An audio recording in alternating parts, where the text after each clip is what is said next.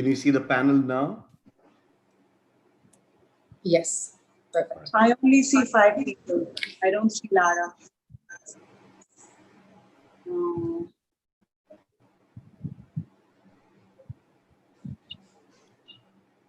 There I see. You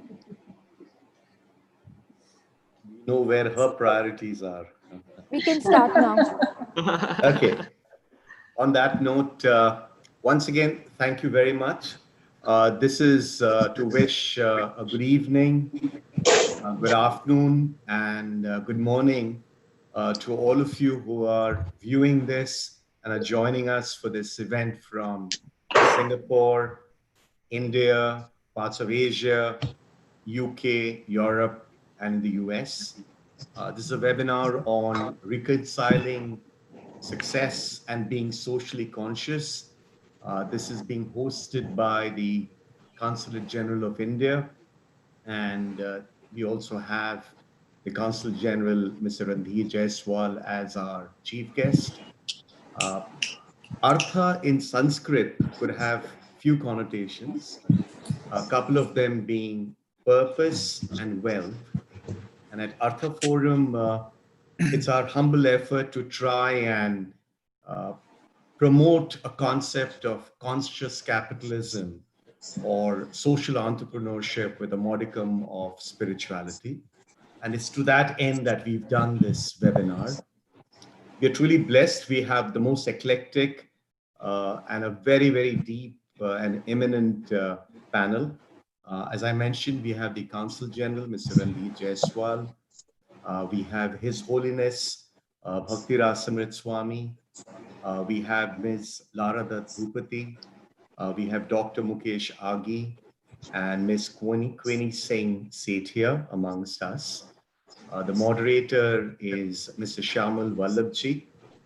We've been always telling that he has the most eclectic background. He is from India and South Africa, and he is a sports scientist, a performance psychologist. He's had the privilege of actually touring the ATP with Mr. Bhupathi for a few years, and he's a talk show host. So he will be moderating it. So without further ado, would you all join me to welcome the Consul General, Mr. Randhir Jaiswal, to inaugurate this event and to give his insights. And then Shayamal, you can take this forward. Thank you, everyone.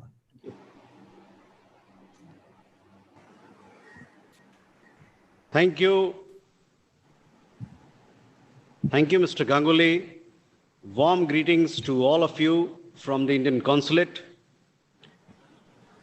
I arrived in New York just a week back, so I must take this opportunity to wish all my friends and well-wishers here and the Indian American community. We are delighted to host this discussion, very relevant today, discussion on reconciling success and being socially conscious, along with Artha Foundation. The COVID pandemic has hit the world hard. We all realize how important it is for us to be together. And during such times, it's all the more important that we talk of reconciling success with the greater society that we live in. To my understanding, and we'll hear this more from our panelists, success, or the real success, in true sense of the word and its meaning,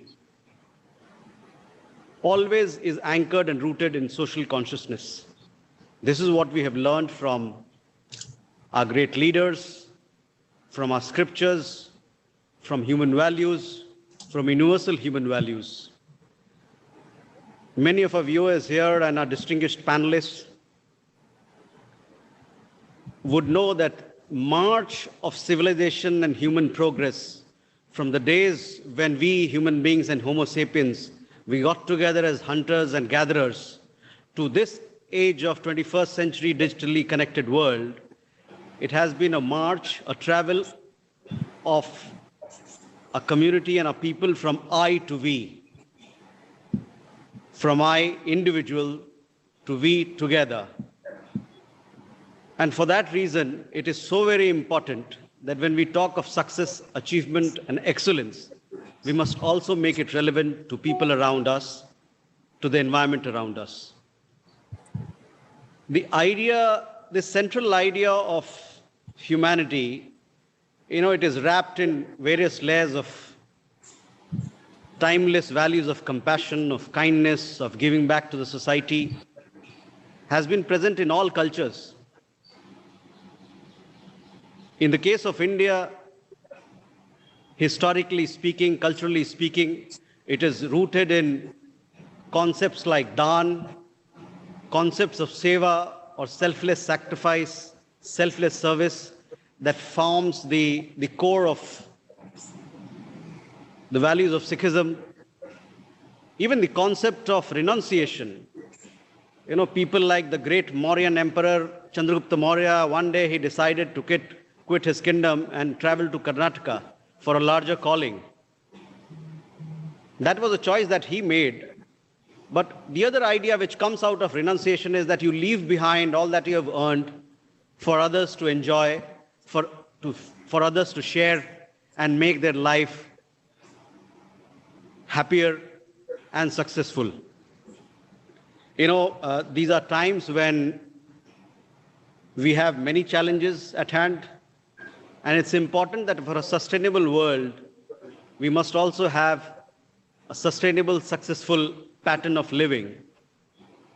And for that reason, it is very important that we talk about how we place ourselves, how do we place our achievement in the larger social context. Our moderator today, Shayamal, he comes from South Africa, where I spent some time. There's a beautiful saying on the African continent: if you want to travel fast, you walk alone, but if you want to travel far, you walk together. So therefore, let us come together to walk together in line with the age-old Indian maxim, Vasudhaiva Kutumbakam, the world is one family. I'm very delighted that we have distinguished panelists here who will be talking about this so very relevant topic. And I once again welcome them individually. We have His Holiness Bhakti Rasamrita Swamiji, a very warm welcome to you and a namaste to you. Dr. Mukesh Aghi, a great supporter of India-US friendship and a great supporter of this consulate. Dr. Aghi, a very warm welcome to you as well. Madam Lara Dutta Bhupathi, whom we all know very well, very warm welcome to you. And Madam Queenie Singh Sethia, namaste and a very warm welcome to you as well. And Shayamal, of course, a warm welcome to you as well. And I look forward to the discussion. Thank you very much. Thank you very much, Consul General, Mr. Jaiswal. Thank you so much for hosting us, for a beautiful introduction.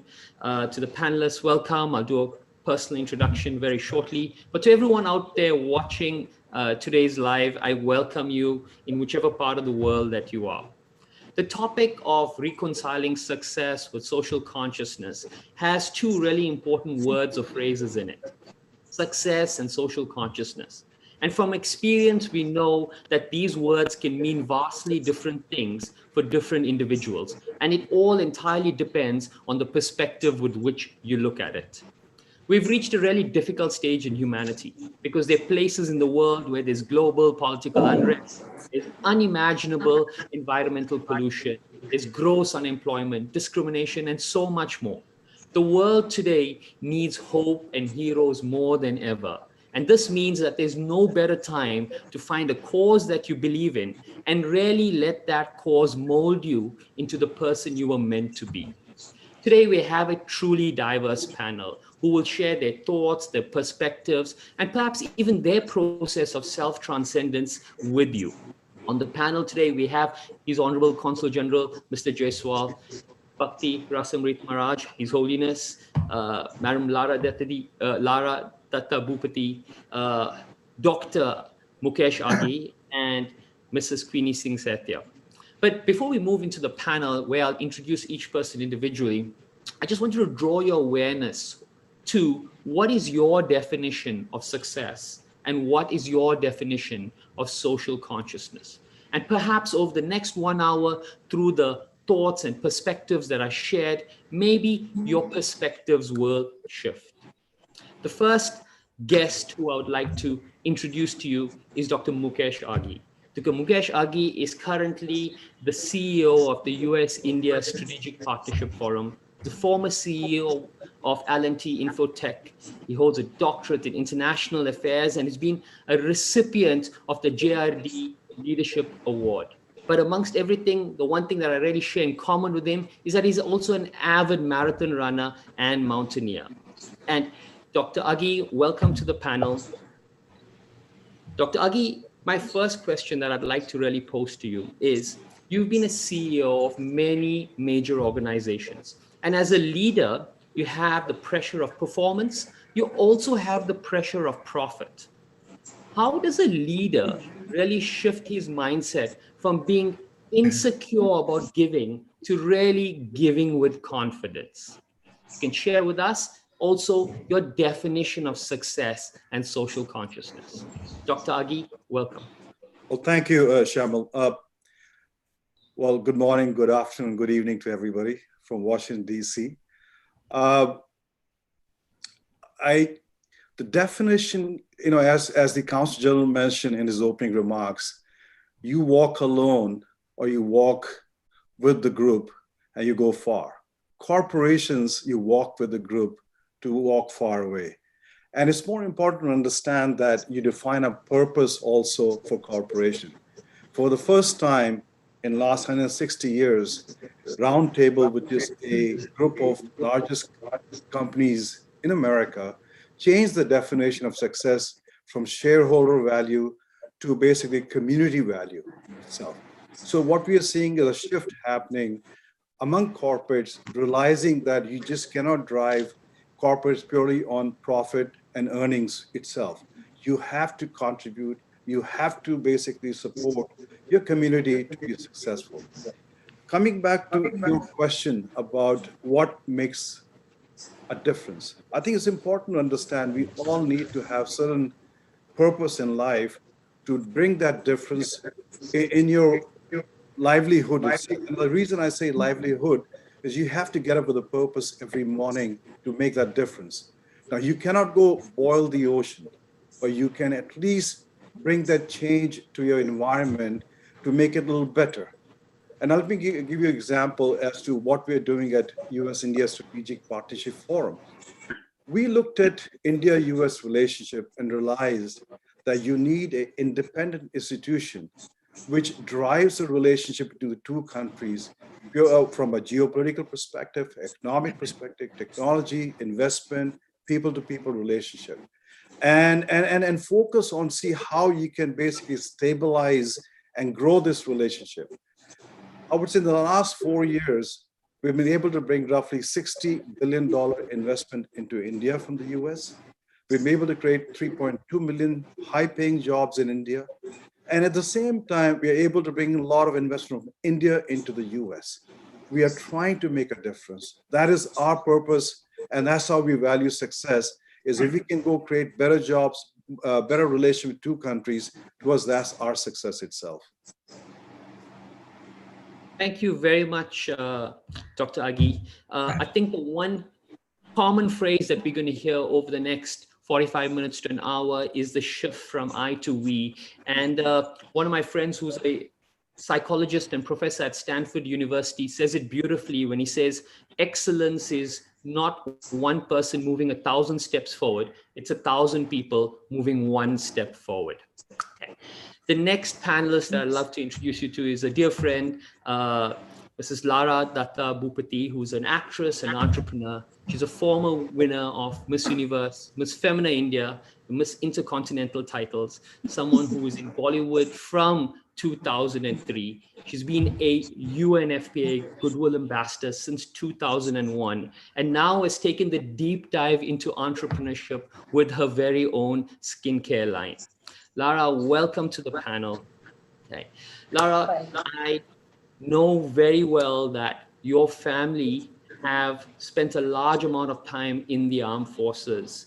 So service, or the idea of service, is really part and parcel of both your Indian roots and your value system. But you personally have veered into an industry of entertainment and beauty, which is really deemed to be very, very superficial. Firstly, how would you define success, social consciousness? And how is that background of having people from the armed services contributed to this definition? And how have you evolved using that background from when you debuted to now in your journey of entrepreneurship? Thank you, Vajan. Thank you so much for having me on today. I'm really excited to actually be here on this platform with so many amazing, very different, very varied personalities. All of us are at different stages in our lives. All of us come from different backgrounds. So it's a really interesting conversation for me, really to see how each person individually, describes what success means to them. So I genuinely, honestly believe that, that definition constantly evolves through life. If you asked me the same question 20 years ago when I was 21 years old and winning Miss Universe, I possibly would have had very different answers. Today, I think for me, very, very simply, I'm in my 40s. I've sort of straddled many different roles in my life, and I've been one of the lucky few, to have that opportunity. I think honestly for me today, if at the end of the day, I can lay my head down on my pillow with an absolutely clear conscience, knowing that I've given 100% to everything that's come my way through the day, fall asleep feeling loved and protected, which means for me translates into meaning that I have good, loving relationships in my life. I have the financial stability to have the luxury to say no to things that I don't want to do. And I think just have my health both physically and mentally, in a stable, in a sound place. I think for me today, that would really encapsulate what I see as me being successful. And you're right, I come from a family background that is very deeply steeped in military service. 3 generations of it, my grandfather, my father, my own sister, and all generations have seen multiple wars. Fortunately have fought multiple wars for the country as well. So we, yes, grew up with I guess it's in our DNA that, vatan se badhkar aur kuch nahi. And so this, just being of service has been something that has been a very natural sort of progression for us in life. And I think for me, winning something like Miss Universe quite early in life sort of put me in a position or gave me the opportunity to really kind of work at things at a very grassroots level. So I saw things quite early on in life that gave me a pretty real perspective of what life really is about. So even though I come from an industry and I've spent 26 years in an industry that's essentially beauty driven, which a lot of people feel is quite superficial, it's given me the opportunity really to experience life on a scale that I think very few people really have a chance to do so.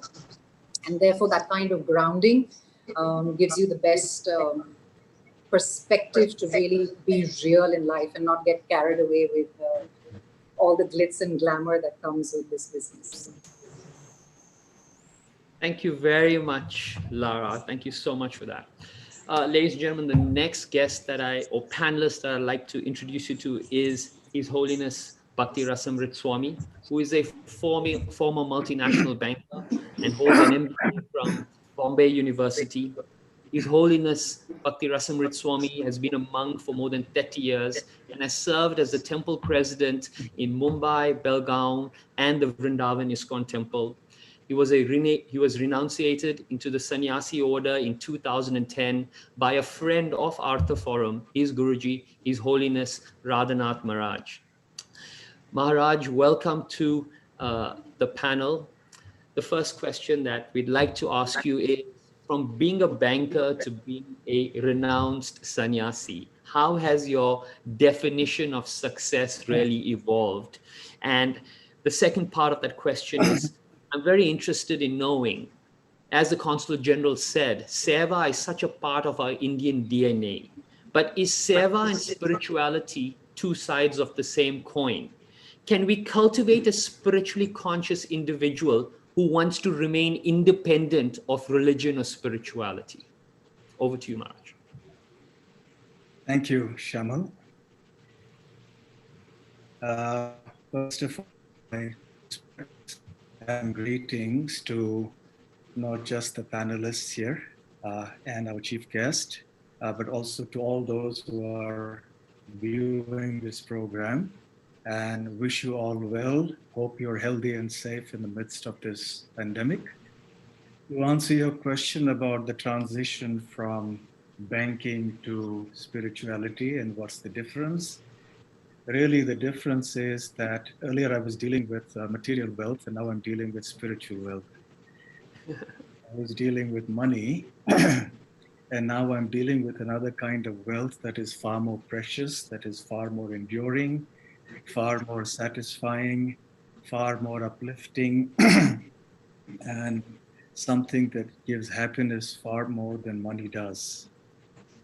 So success, well, we're going to hear a lot about it. Some of our other speakers are going to also speak more about it. Since you spoke about seva as an essential feature of being socially conscious, well, yes, indeed. Can you hear me? Yes. Yes, okay. So essentially, seva is one of the very, very important words in our lexicon, in our culture. There is no question of being not just a religious person or a spiritual person, but even a human being, unless the spirit of seva has awakened within us. That is what our culture says. You see, humanity is not just a question of being, having certain morphological features, looking like a human being. It's not even about being materially affluent or accomplished, but it's a matter of consciousness. It is a matter of living a life of sacrifice. Evolved human life is not to be seen in terms of external sophistication. Rather, it is to be seen in terms of internal development. To the degree that we have developed a selfless spirit of service, as opposed to a selfish spirit of acquisition, to that degree, we can say that we have really, truly become human. And while it is certainly possible to have a service spirit without religion and spirituality, But I think where spirituality, genuine religion helps is that it gives us a clearer conception of the highest welfare work possible. It gives us a very clear perspective of different types of welfare activities. We rise from individual welfare to, to the larger welfare, to the ultimate highest spiritual welfare. So I think where spirituality and religion, true religion, comes in the picture is it gives us clarity of vision. It gives us clarity of purpose. And it gives us the wherewithal, it gives us the equipment that is needed to accomplish this kind of seva for the true welfare of everybody. Thank you so much, Maharaj. Ladies and gentlemen, our fourth panelist that I'd love to introduce you to is Mrs. Queenie Singh Sethia, who's a former Miss India winner, and she's now migrated to being an entrepreneur and is the founder of a jewelry brand called Jewels by Queenie. Her handcrafted pieces have been worn by celebrities across all industries, Hillary Clinton, the Queen of Morocco, Naomi Campbell, Paris Hilton, and the who's who of Bollywood and Hollywood. She's also a master's graduate in mathematics and a powerful advocate for the woman empowerment movement. Welcome, Mrs. Sethia. My question that I'd really like you to share with us is, what is your definition of success? And how has that definition evolved from being a former Miss India winner to now really being an iconic woman entrepreneur leader in this current day and age? Thank you.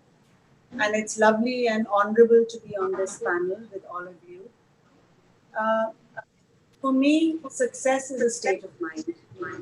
And my mind tells me that it's a combination of the 3 C's, which is commerce, creativity, and cause. Through creativity, I earn and I contribute to a cause. But as I said, that it's a state of mind, and your mind is always evolving, and so is the definition of success. Today we have success can mean confidence, it can be positivity, in these unprecedented times. It can be about health and wellness and about treating your body as your temple. I mean, it's not just the state of mind that is evolving, it's the environment around us that evolves, and therefore your state of mind keeps evolving, and therefore the definition of success. So what I felt, like Lara said, was when I was a Miss India, and my goals of being successful and what I felt about success is so totally different from how I feel today, and I know even the next few months on how it's going to constantly change. It's the measure of even being able to give back and being able to care for others. It's a measure of your success, your awareness. Everything sort of, incorporates the definition of success today. Thank you so much, Mrs. Singh. Dr. Aghi, I'd like to bring you back in the conversation because, when I was speaking to you earlier on, we had a beautiful analogy that you gave me in that conversation where you mentioned and you gave the example of China and India and the dynamics and how the past leaders of these countries and the ethics in which they govern their country has really molded the fabric of that society in how they think about conscious businesses and consciously giving back. And you referenced the examples of a Chairman Mao and a Gandhi, for example, in the way they governed. I'd like to bring you back to really explain and share with our audience how the ethics that which an organization is led really sets foundation for how we approach social businesses and consciousness. Well, I think you have to look at nations. Characters are defined by the values you imbibe in children as they grow up. And the foundation of India, and you look at the foundation of China, these are 2 countries which are dominant in Asia Pacific. And we feel that the post-COVID era you will see a tectonic shift in the base and power base of both countries. And today, both countries are at odds on the border side. And to me, that defined the character. And let me just tell you something. That is, when you look at China as a nation, Mao in his Cultural Revolution starved 30 million people to manage an experiment. Whereas India's father of nation, Gandhi, starved himself to save millions of lives. So right there, it defines the values and the culture of two countries itself. If you look at the clash at the Ladakh border, you have soldiers from India who are brought up with certain code of conduct, who are brought up with certain values. And these values are not just coming from the British Raj itself, the value coming from Mahabharata. If you look at the epic, the soldiers, when they fought daytime, they got together in the evening to break a meal. And today, if you look at the Indian armed forces, still have those values. And what happened at the border was you have the Chinese coming more from a communist era, more like a machine, lacking those values, came in and slaughtered 20 plus Indian soldiers in a very brutal manner. To me, that defined the values itself. And I've always said that China will never treat India as an equal partner. So we need to agree, accept that, and build India from that economic and military development itself. So coming down, the question we all have to, we talk about nations' values. The challenge we see India has is how do we basically quickly in the next 20 years have a strong economic development, focus on quality of life of citizens itself. And that means we need to work harder partnering with countries like United States, which can bring in technology, we can bring in investment, we can provide coverage as China gets much more assertive, aggressive, dealing with India itself. So I strongly believe that for India to succeed in the next 20, 30 years, economically, militarily, from a value system perspective, it needs global partnership, and United States is one country that has to leverage for the 21st century. Thanks, Dr. Aghi. That's quite enlightening. Maharaj, Dr. Aghi speaks a lot about value systems, and I'd like to bring you back into the conversation because I've been privileged enough to see how at many of the temples in the ISKCON movement, we have a Gurukul schooling system, which is really a traditional schooling system which teaches you the importance of imbibing a community, and it teaches you service. But we're seeing really that schooling is going to be transforming in every shape and form. We don't even know whether physical schools will be a thing in the future. Okay, how would a parent or how would society start cultivating these core values that are normally taught through these traditional medium schools so that we can start building more consciousness in our society from the root up? Education is at the root of everything.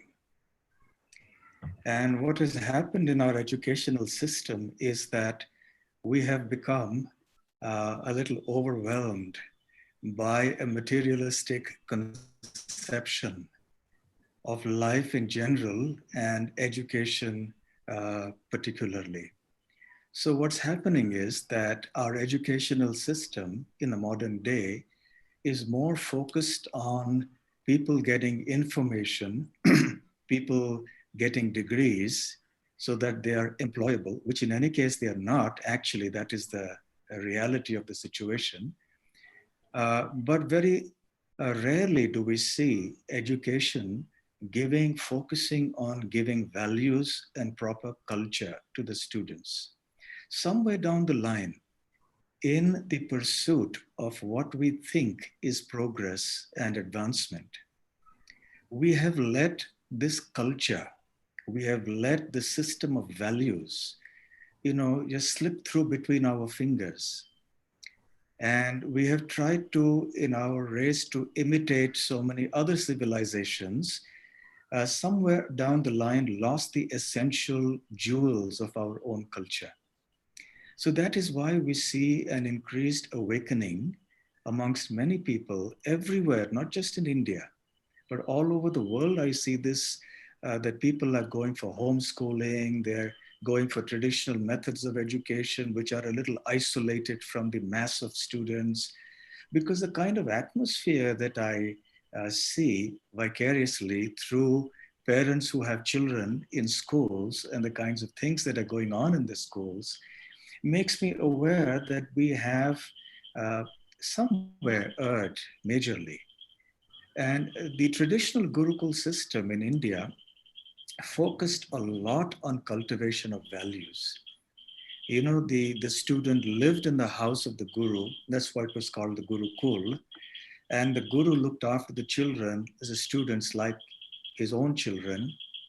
And they lived with the Guru for a good many years. And then they moved on to wherever their destiny took them. So I think there is a need to re-examine our whole educational setup, our values, our systems, so that we can bring forth into the world a whole new generation of young people who will be imbued with the correct mindsets, who will be devoid of an overly materialistic conception of life, and who will understand the true spiritual values, which are really non-sectarian. And then we will generate, or we will produce for the society, very able, noble, spiritually conscious, citizens who will only do good for the world. Thank you so much, Maharaj. Lara, I'm going to bring you back into the conversation, because as someone who's constantly into the limelight, I'm very interested in whether you feel like you're constantly being judged. And when you're constantly being judged, does that really impact your consciousness in terms of the decisions you make about giving, and when and how whether you feel you're going to be trolled, for example, on social media?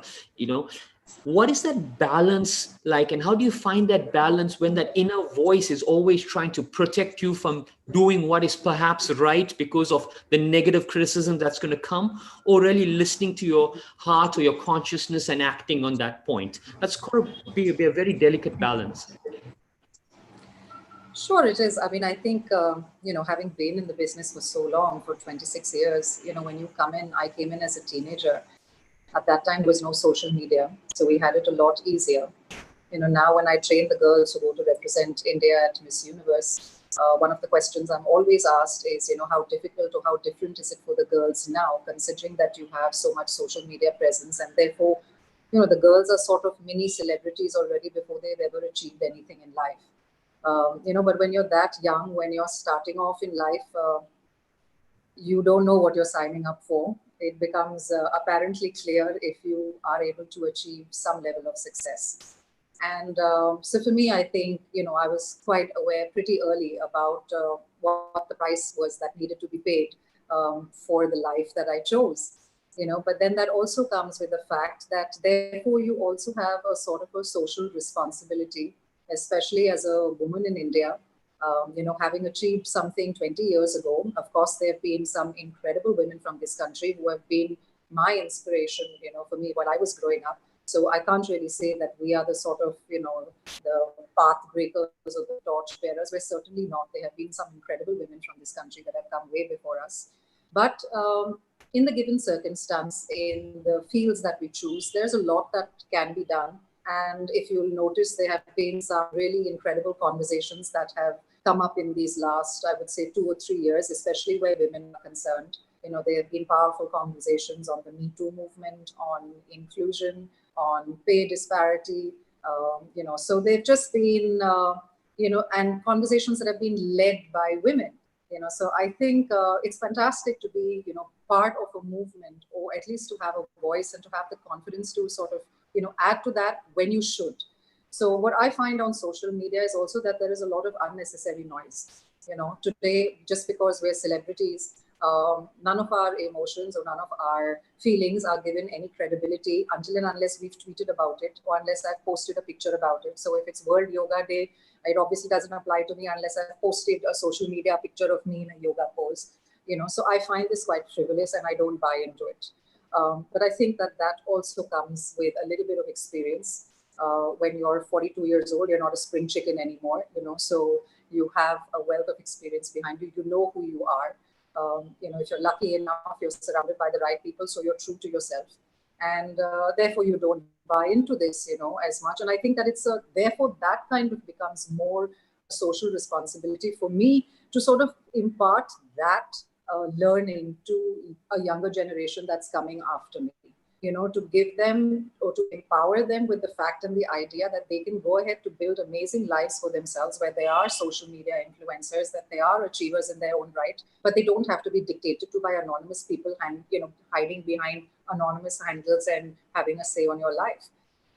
But I think, Veg, for me, honestly, when it comes down to social responsibility, I'm in my own way, in my own life, I don't believe in being doing something, giving of myself, my time, my energy, or my finances, just because it's my corporate social responsibility, or because my religion tells me that it's right to give, sort of tithes and donations, or maybe because I feel that I'm morally responsible to do so.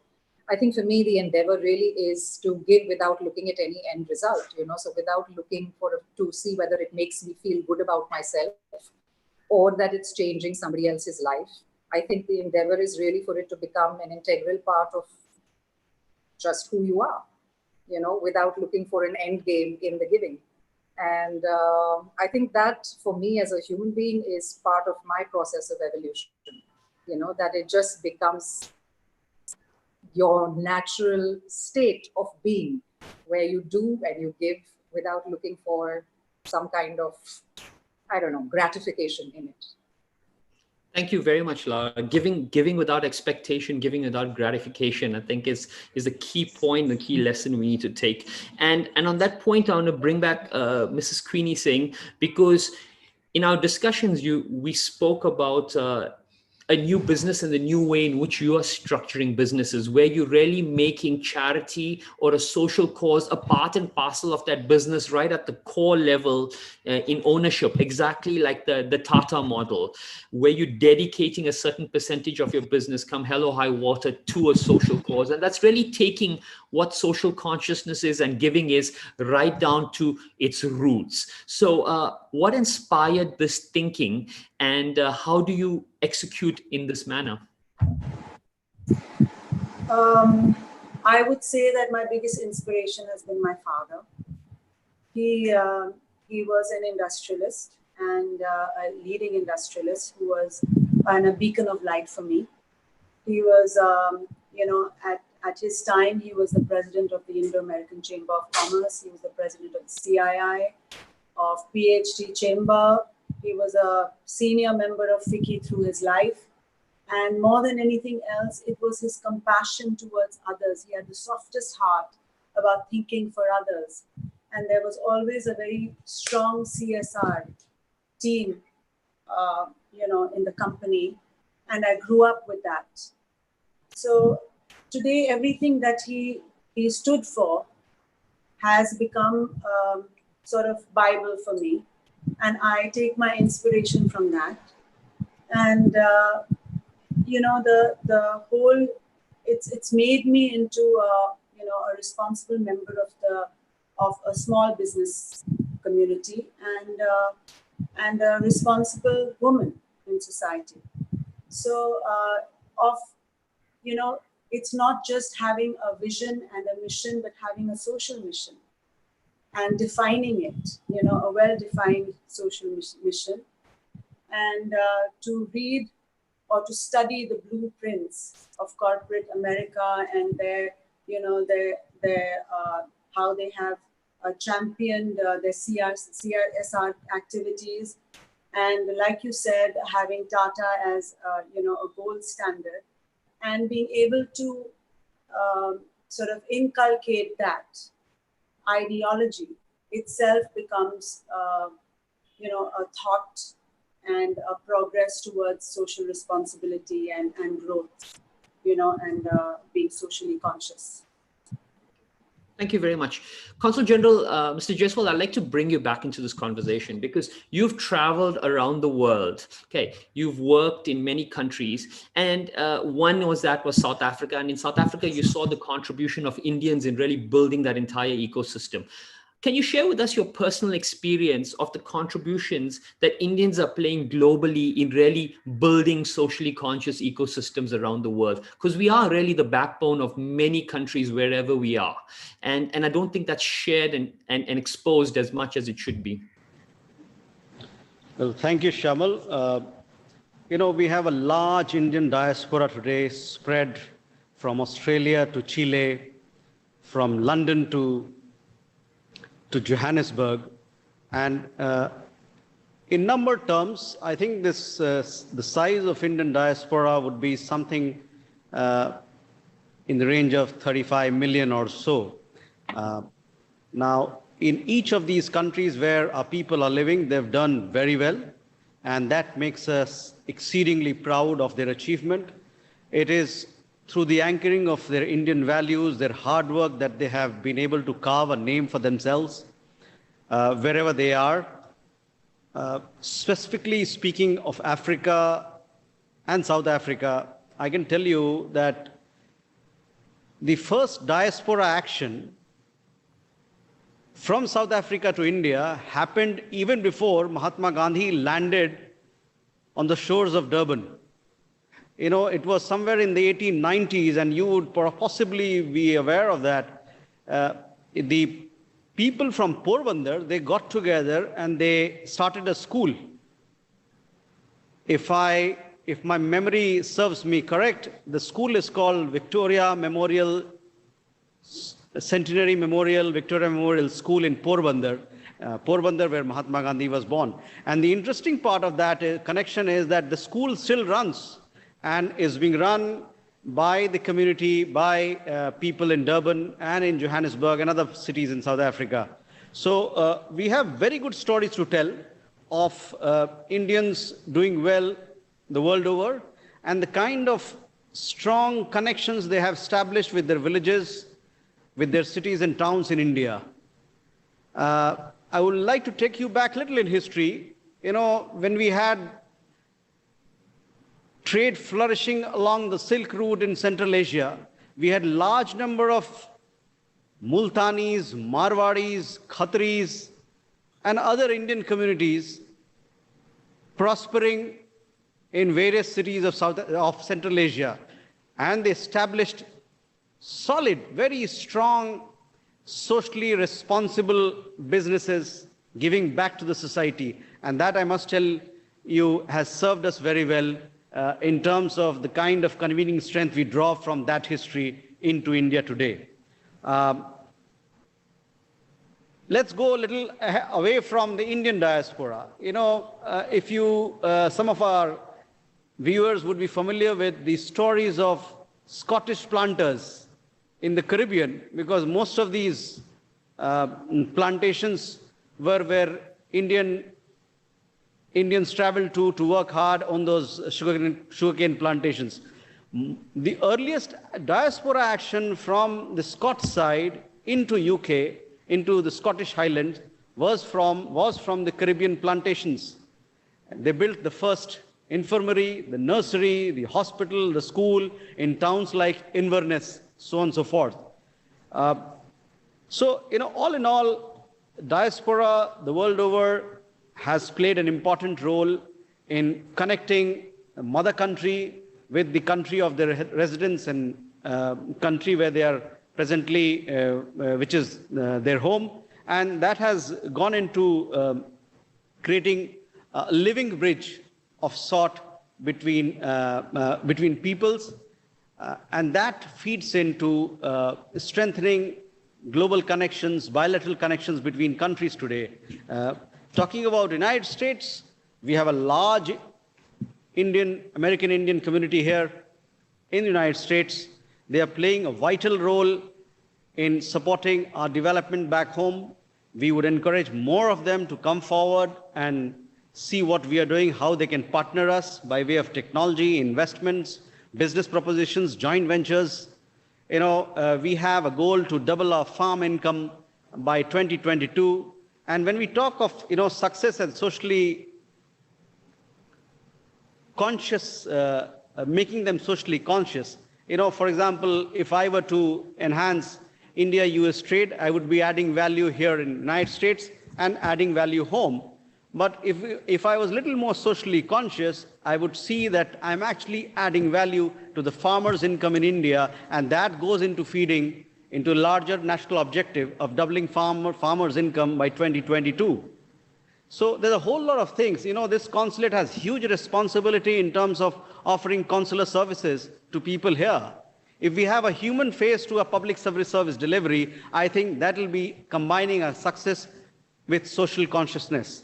So all in all, we think, and I have very good stories to tell from my stay in Cuba, in South Africa, in Portugal, these 3 countries that I have stayed in, and I've traveled to many others. We are doing very well. We are proud of our achievements, proud of the Indian communities, what they have done in various parts of the continent, and we want to continue to strengthen, nourish, and nurture that relationship.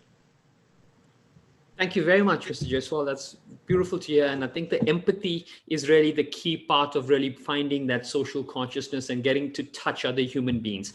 I think we'll have time for probably one more question with each one of our panelists. So I'm going to bring back Mr. Aghi, and I'm probably going to put you on the spot now, because when we look at Abraham Maslow's hierarchy of needs, and he speaks of transcendence, he says, you know what, you've got to tick all of these boxes. And we've seen that model really work in the United States. It's a Western model. When we look in India, we've seen through millions of examples where people really don't even have their basic needs, but service is such a core part of who they are that they give.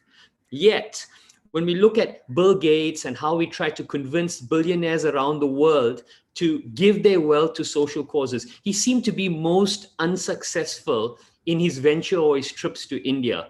Do you think there's something that's amiss in the psyche with respect to that confidence to really give this wealth that we've accumulated? Is there something that we're not seeing? Well, somebody said that the greatest tragedy is not death, but life without purpose. And when we look at the Western model of giving and Indian model of giving, they both are very, very different. And I think while you have people like Warren Buffett, Bill Gates, taking their assets and allocating to a charitable organization, it is a fantastic model. But let's not discount the Indian model of giving also, because it's not, we may not have those billionaires who are not giving, but when you go down to the common level, you look at a beggar on the street. I've seen it whenever I visit India, they give. And so I think giving should not be measured by the dollar amount, but giving should be measured by the sincerity and effort of trying to share and make that difference and bring that change itself. So I think from a India perspective, yes, the billionaires may not have joined the Bill Gates, Warren Buffett effort itself, but when you go to individual levels, when you go to family level, what we are seeing is giving is part of the culture, part of the value system, and it's a little more, I would call it desperate rather than concentrated itself, but giving is still very, very strong in the Indian ethics and values.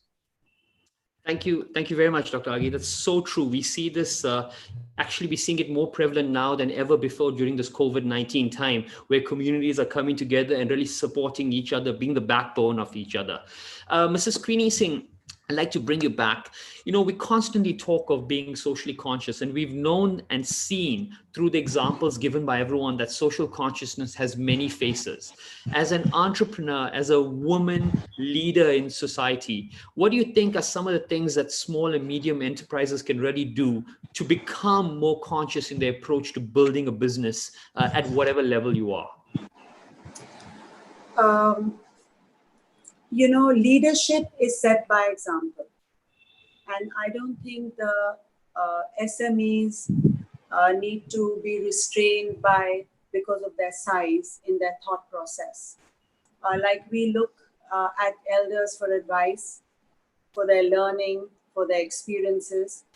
We should study the blueprints of corporate America to see how they've championed their CSR activities.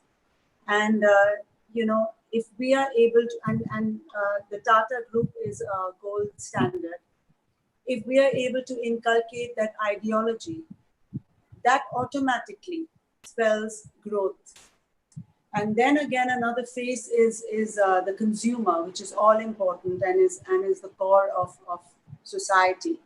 And if you're able to connect and service the consumer, that itself is a winner. And the social mission that I had spoken about earlier, I think is imperative.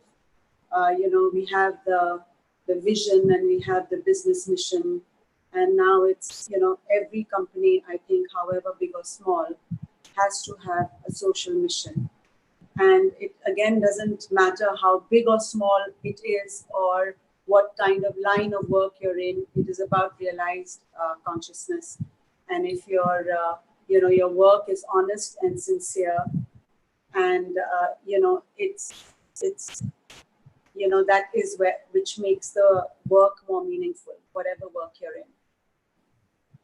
Thank you very, very much. His Holiness Bhakti Rasamrita Maharaj, I'd like to ask you this next question is, I've often wondered whether do we need to experience pain or grief to truly have an awakening of our consciousness? And is pain necessary for that process? Or is there a better way, a pain-free way of really becoming more spiritually awakened to give or more socially conscious?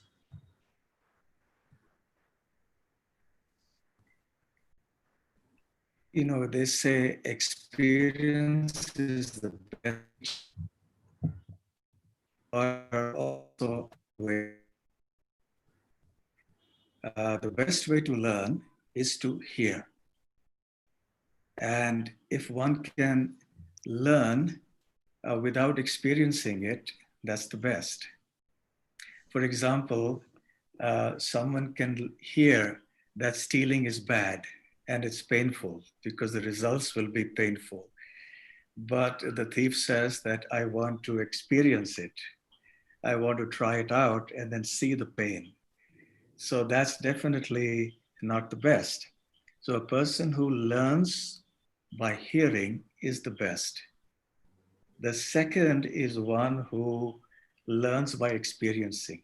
After having heard but not being convinced by hearing, wants to try it out, and then experiences it and then realizes something. And the third category is someone who hears, experiences, but still doesn't learn. So the best way is to hear about it. One doesn't necessarily need to experience the pain, although many times that would serve as an impetus. It would serve as a deterrent in whatever other things that we may have been doing which caused that pain. But primarily, I think it is hearing about it, it is learning about it, acquiring the knowledge in the midst of the right kind of people that will actually give us the right direction, the right vision, the right motivation, the spirit, the enthusiasm to move ahead. And this is especially so for spiritual knowledge. Thank you very much. Maharaj, one quick question. What do you think is probably the most important value that a person should be working to cultivate? I think it is humility, to be able to hear others who are better than us, or even if they're not better than us, to hear. Because generally, when it comes to success, it is natural for people in general to think that they have become successful because of their own ability or their intelligence or something like that. But there is this very evasive and mysterious element which we call luck or chance or destiny and so on. And in the language of the Bhagavad Gita, that's basically the sanction of God, So when there is humility, we open our minds, we open our hearts to understanding something that is beyond our intelligence and our abilities, you know, and that's when the doorways to something really fruitful in our life opens up. Thank you very much, Maharaj. To Mrs. Lara Dutta, my question to you is, I know personally, and we've seen it even on social media, how spiritually inclined you are. Okay. What has been the role that spirituality has played in your life in anchoring you, in helping you achieve every single thing that you've achieved, in being a woman leader, in being an icon, an entertainer, a role model in society? What has been that role for you, and how has it strengthened you? So, Shayamal, you know, I grew up in a household where my mother is Catholic, my father is Hindu. You know, so I grew up in a very secular household. And my father would come to church on Easter and on Christmas to listen to Mass. My mother would come with us to the temple. You know, so I grew up with a concept of God. I never grew up with any fear, or I have fear of God, yes, the right kind of fear, but I never grew up knowing a God, a vengeful God. I always sort of grew up knowing an ever-loving God. And I think because of the way that I was raised, my outlook to life was never purely religious as much as it was spiritual. And when I joined the industry that I came into quite young, it was obviously very important to stay in shape. You know, so there was an amalgamation of, you know, aligning mind, body, and then very early on in life for me, it also became aligning spirit. And that's kind of been a way of life for a very long time. You know, so I think for me, honestly, my spiritual practice really helps me in being able to establish a stability in life, you know, whether the times are good or they're bad, to find a stable sense of being, you know, or a position of being where you're not swayed so easily by your box office hit or your box office flop, or, you know, any other great upheavals or great achievements that might come in life. So finding a sense of balance in life, I think that's where my spiritual practice has really helped me. I've been a yoga practitioner for more than 20 years. I have a very steady meditation practice. And I can't really stress how important that is in today's world, especially for young people, you know, to inculcate a lifestyle like that into their lives. You know, today, everything that we're going through, it's meditation has been such a tremendous pranayam, all of it, such a tremendous source of strength. And I would really, you know, tell people all over the world, and I do it with my own family as well, it's not that difficult. And you're never too late or too early to start a practice. So to start and to build it, and it just holds you in good stead for pretty much all your life. Everything else very easily falls into place after that. Amazing. Thank you very, very much, Lara. To all the panelists, I think it's been an amazing, really fruitful discussion. We've hit 60 minutes on the dot. Sumitji, do we have any questions that we could take? I think we could probably take one question from the audience if there are any. Can you just help me with how we'll be able to see that? No, I think questions, because of the social media, and it was largely YouTube and others, we've not been getting too many questions per se. All right. So from my side, thank you very much to His Consulate General, Mr. Jaiswal. Thank you very much, His Holiness Bhakti Rasamrita Maharaj, Lara, Mrs. Queenie, and Dr. Aghi. Thank you very, very much. It was a thoroughly enlightening discussion for me, and it was beautiful to really see your perspectives on success and social consciousness. I'm truly grateful for this opportunity, and thank you very much, Sumitji. Thank you, everyone, again. On behalf of the Consulate, on behalf of Artha Forum, sincerely want to thank you. George Bernard Shaw often said this, that the single biggest problem of communication is the illusion that it happened. I don't think he would say that if he had heard all of you. Each and every point that you mentioned actually came across in all its sincerity and in all its effect. Ms. Dutt, when you talked about being almost an iconoclast, that you do not for you giving or to be a national state of without any state of gratification, or the discussion that you had in terms of favor that you talked about, and how what I really liked was this little Vatan se badkar kuch nahi. I think those were some very, very insightful points. And as I say, even if one or two folks who perpetually look up to you and Bhakti Rasamrita Swami and Mr. Dr. Aghi and Ms. Singh were to kind of pivot a little bit on being a little more mindful and kind of decide that, as you had again explained, Maharaj, that success and money could be fungible. And of course, your sarcasm and humor has not lost. We got it when you talked about you're now dealing with a different kind of money, and money and currency is fungible. So it is clearly we can transform. Ms. Singh, thank you. I think it was, I'm a father and I'm a chopped liver for my son. So when I hear about you talking about your father with such interest and this thing, it's fantastic. And Consul General and Shayamal, thank you.